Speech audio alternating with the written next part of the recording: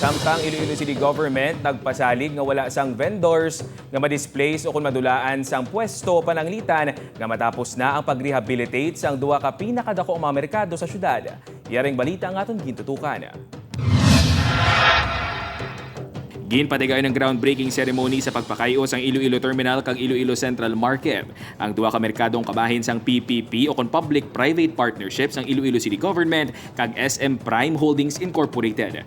Target nga matapos ang mga merkado sa sulod sang isa tubtob duwa ka tuig.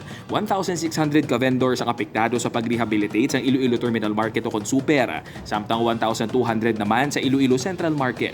Suno kay Mayor Jerry Treñas ang pagpakayo sa mga merkado ang dako nga bulig sa pagpasanyog sa ekonomiya sang syudad. Isang nakita ako dito mula sa Barcelona, ang tanan nga tao nagkakadto sa markets. No?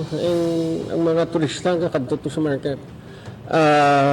The market is not just a place where people go to buy goods.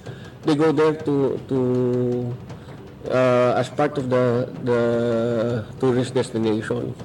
Amo na matabo sa aton sa Central Market kag sa supermarket. Kaya mahapos na ang pagkadto to, may parkingan ka, and kadako nga economic impact ang mabulig. Ang vendor nga si Denver, wala kuno nagapamalabag sa rehabilitasyon sang merkado. Apang aminado nga nagakabalaka nga baski maapektuhan ang kita kag pag sinalayo in kaso nga mahuman na ang merkado.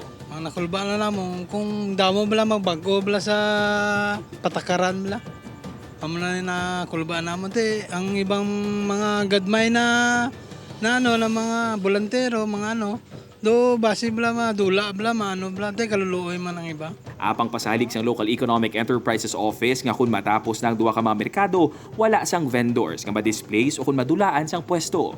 Wala ma-displace nga vendors, then ang aton niya ang legitimate vendors. So may mga process kita kung sino mga vendors nga pabalikon naton. So ang mga transient, mamigikuha na sila lugar? May lugar, as much as possible, ang transient, gimbutangan nato na sila sang open space para may lugar man sila. Dugang panibabakyaw, wala man sang matabo nga kompetisyon sa pagbaligya sa bahin sang private partner kag sa mga lehitimo nga vendor. Bali, wala na sila nag-compete kundi nag-complement. Ang aton nga baligya sa mga vendors naton is different from the supermarket. Isa man sa ginatutukan sa pag-rehabilitate sa merkado, amo ang mapaiway ang pagbaha. Nagpasalig man si Mayor Jerry Treñas nga wala sang magabag-o sa bayad sa renta sang stall sa Tion nga mahuman ang bag-o nga mga merkado. John Sala para sa GMA Regional TV Early Edition.